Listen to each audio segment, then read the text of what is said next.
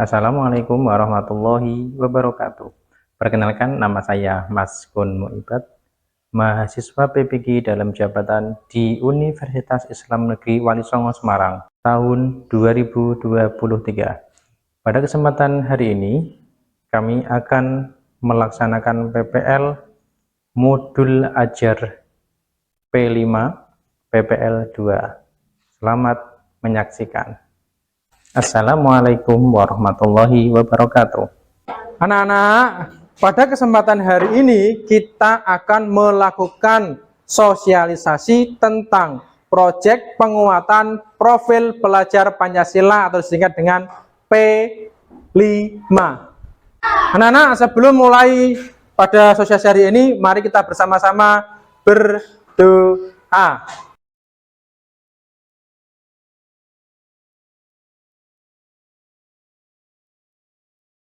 Tempat duduk siap, berdoa mulai.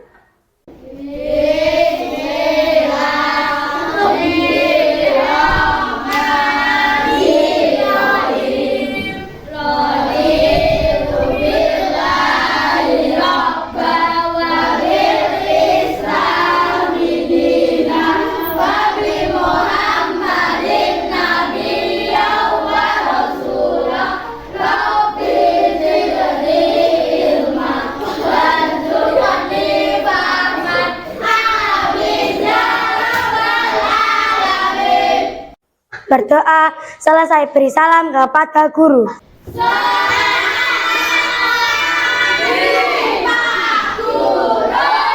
Selamat pagi anak-anak. Terima kasih jika kembali ke tempat.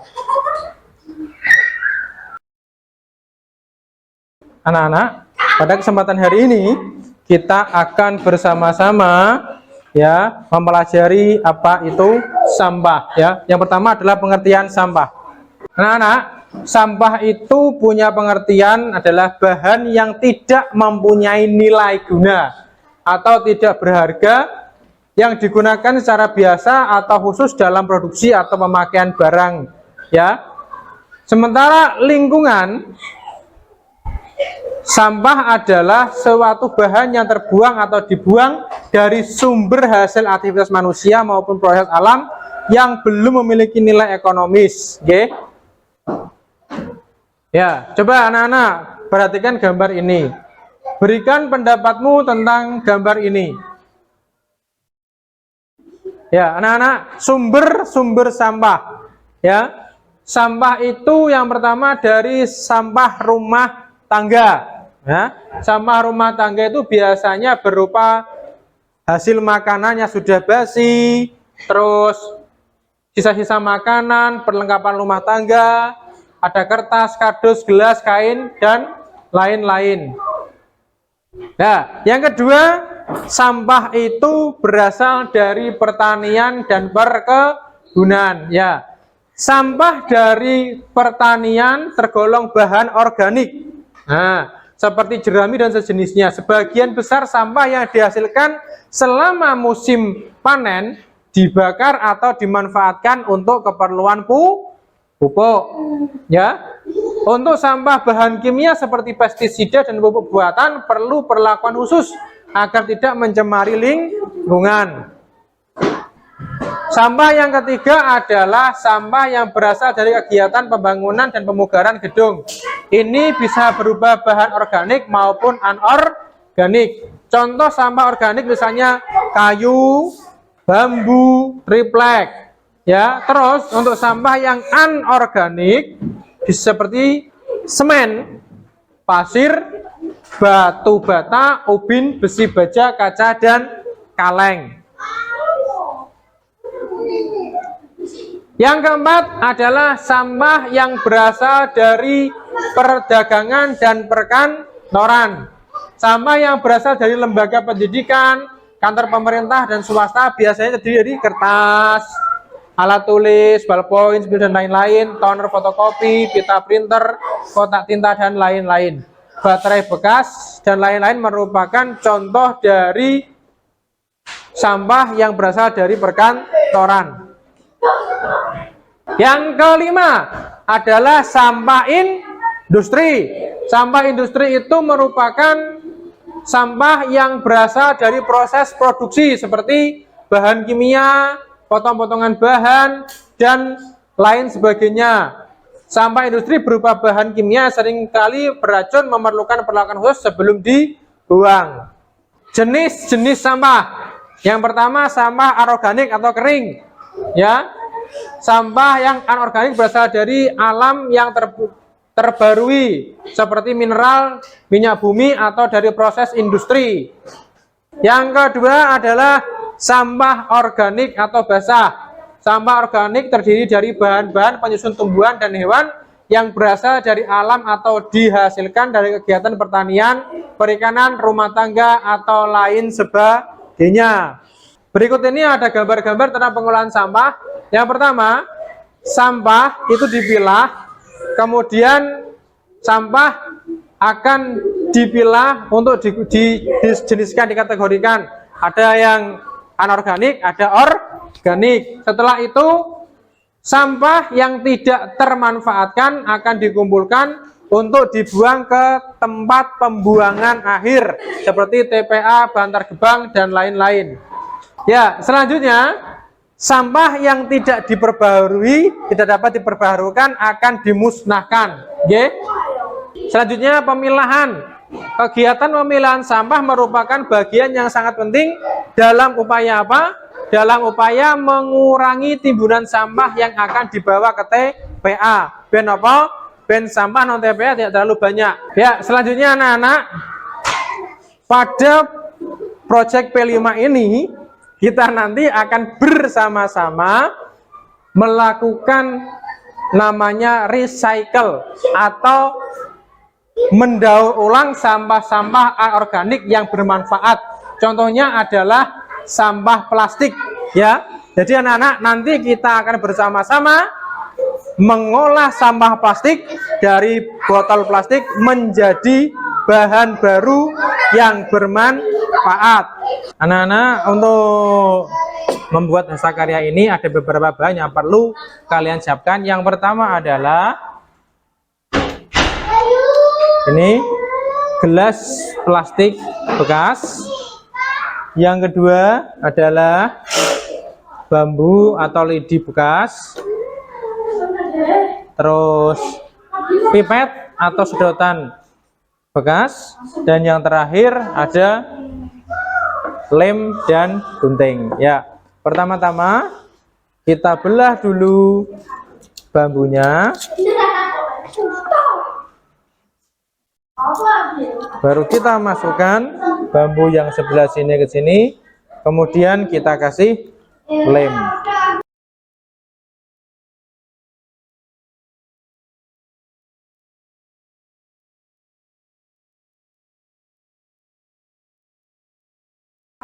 Sambil menunggu kering, kita siapkan dulu plastiknya, kita potong ujungnya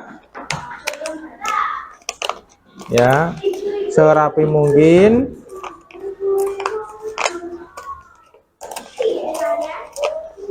Nah, ya, kalau sudah kita potong sesuai dengan garis yang ada pada botolnya.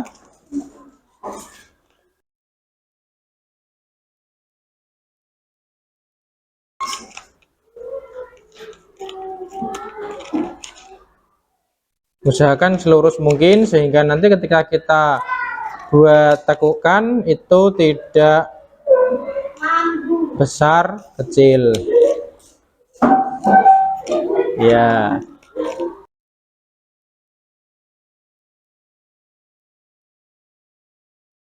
Sesudah kita potong seperti ini, kita buat lipatan dengan kemiringan antara 20 sampai 25 derajat, sehingga nanti ketika ada embusan angin yang menerpa ini bisa muter ya. Lipat semuanya dengan kemiringan antara 20 sampai 30 derajat.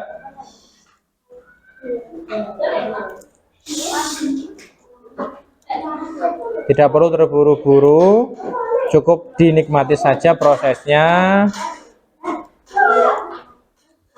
sambil dipilit ya. Oke.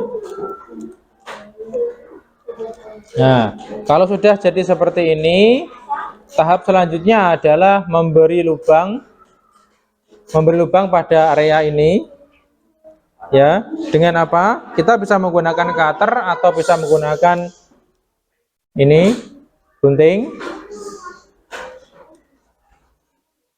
Untuk diameter lubangnya usahakan tidak lebih besar daripada pipet atau sedotan, sehingga nanti ketika kita masukkan sedotan ke dalam lubang ini tidak terlalu longgar.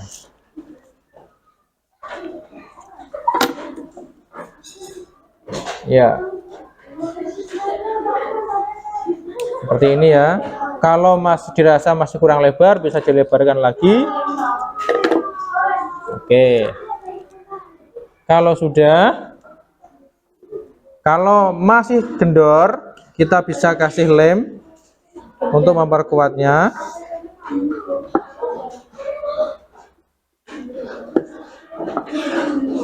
Ya. Usahakan kita buat selurus mungkin sehingga tampak lebih cantik, dan usahakan sehalus mungkin ya. Baik, kurang lebih seperti ini. Setelah itu kita taruh di lubang ini. Kita bisa coba. Nah, seperti ini ya.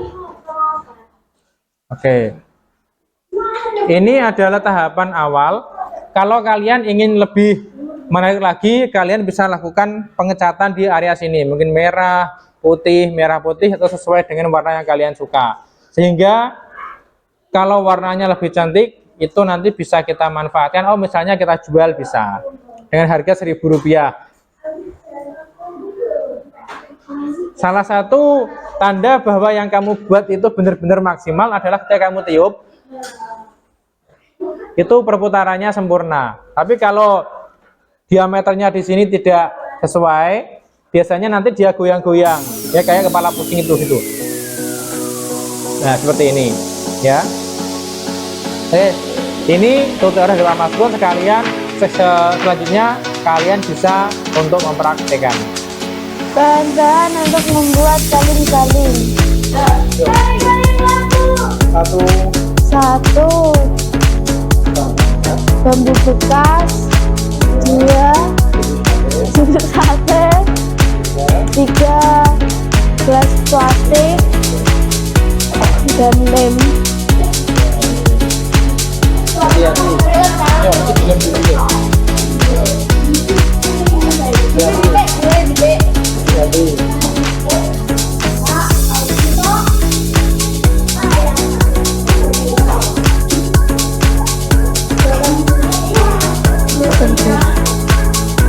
Ini masih merembes.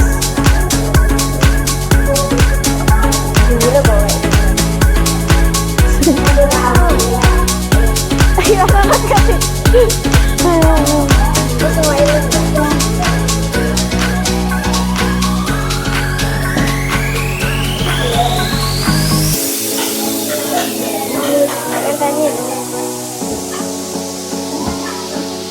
Iya Pak. Hubung-hubungnya piye? Ya, oke, ya, oke.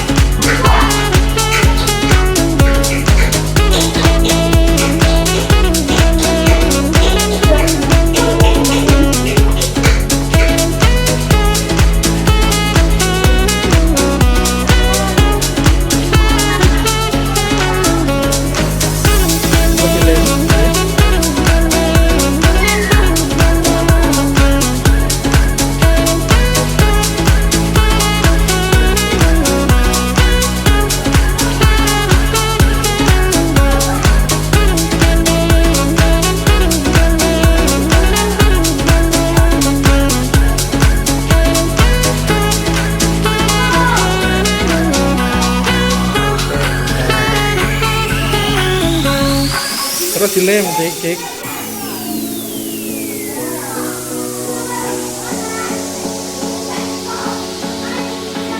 Ya. Nah, terus dilem.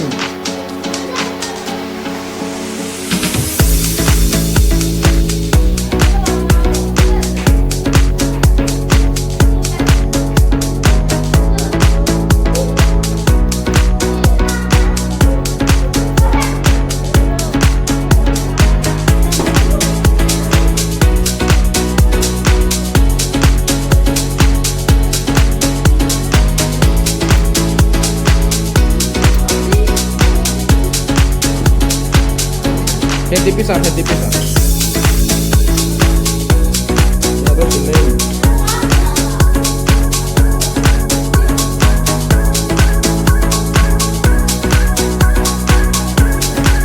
Udah dilem, Tika? Udah dilem.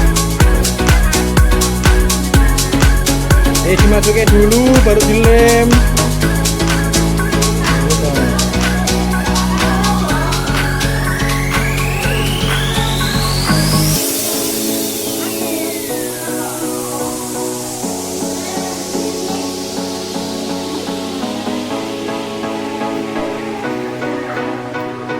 Nah, terus dilem.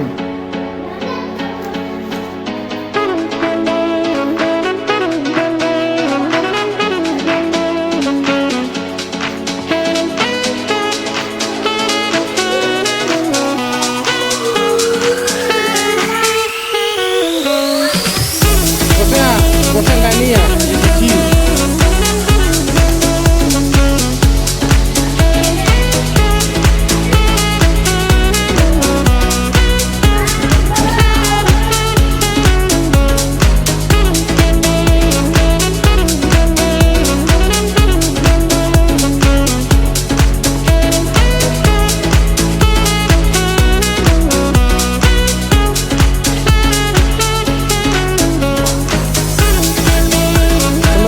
Dipotong dulu yang atas, ya.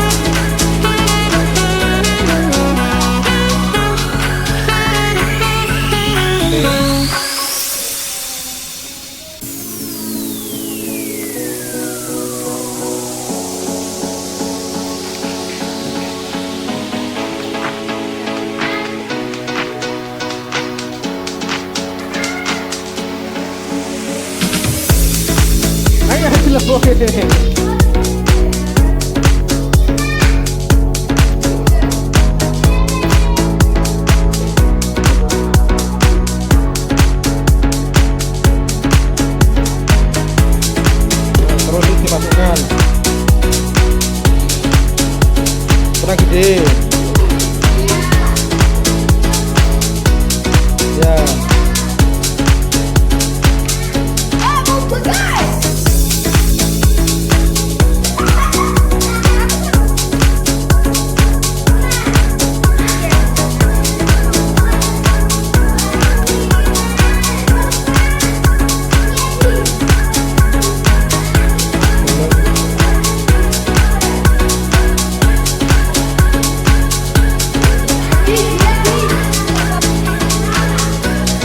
Ya, ya.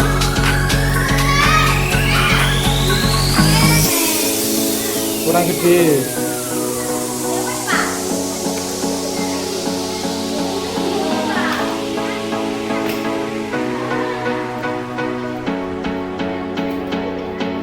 Dikasih lubang dulu, Dik.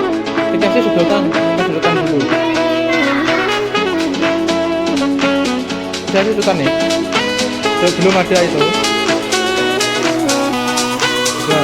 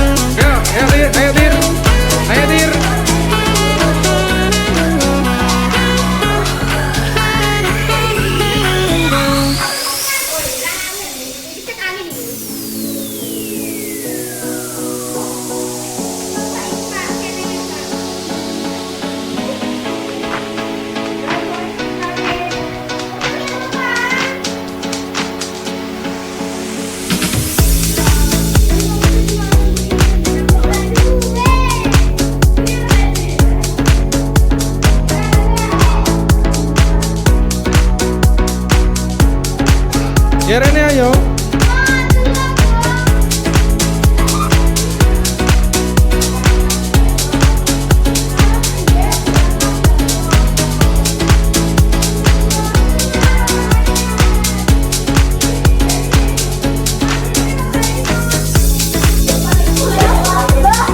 Ya melaku cuy.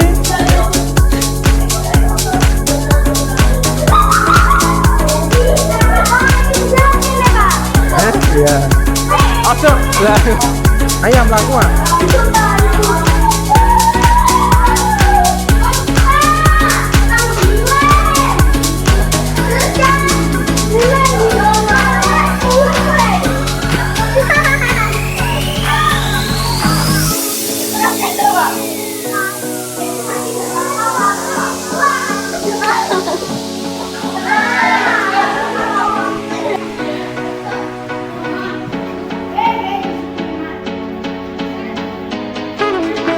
Coba digoyang-goyangnya nggak apa-apa, mumpung boten yo.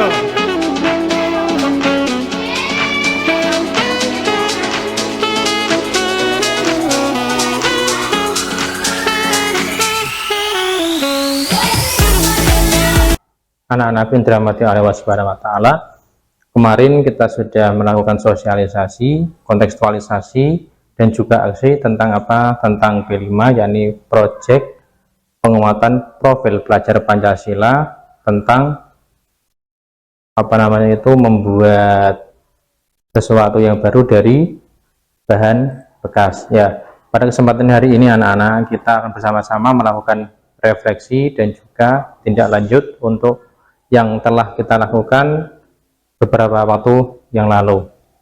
Anak-anak, yang pertama adalah refleksi anak-anak.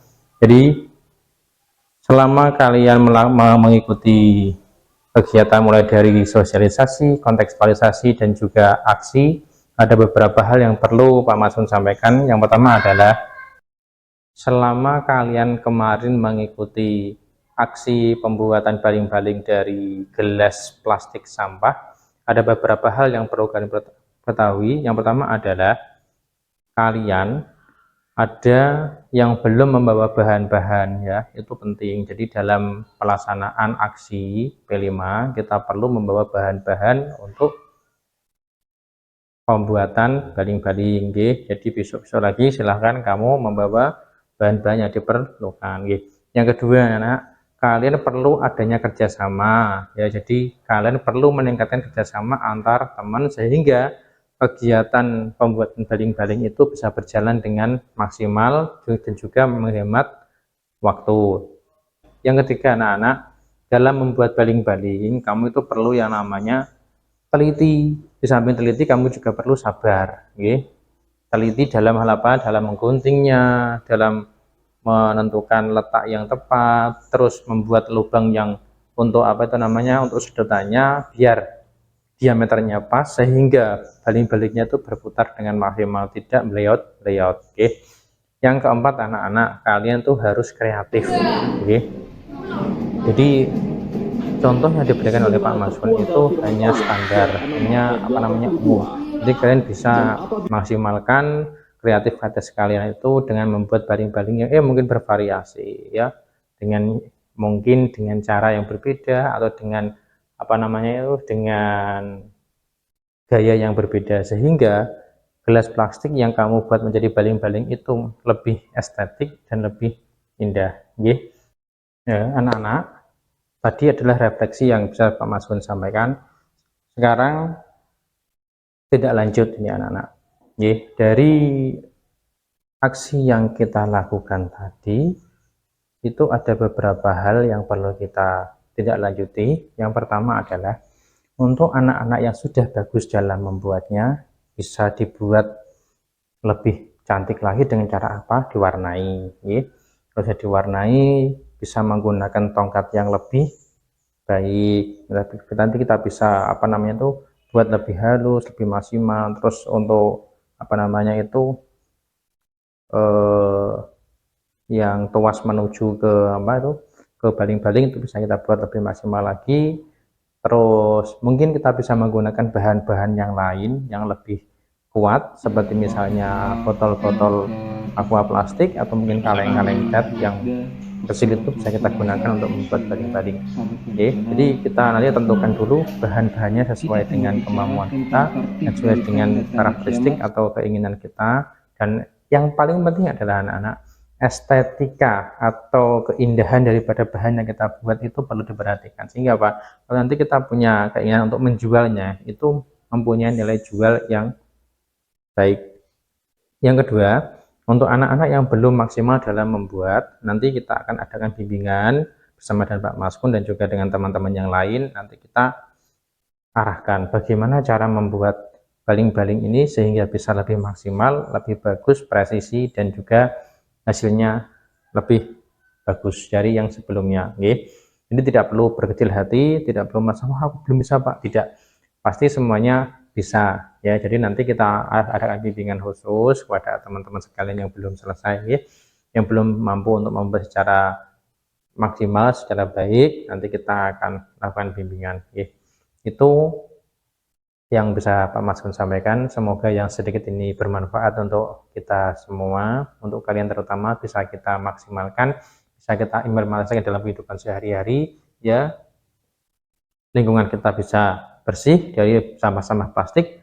Di samping itu kita bisa membuat sesuatu yang bagus yang bisa kita gunakan untuk hiasan di rumah minimal itu, atau mungkin bisa kita jual untuk menambah income kalau kita mau. Yang penting adalah tetap semangat, tetap belajar, bahwa segala sesuatu yang kita pelajari itu insya Allah tidak ada yang sia-sia.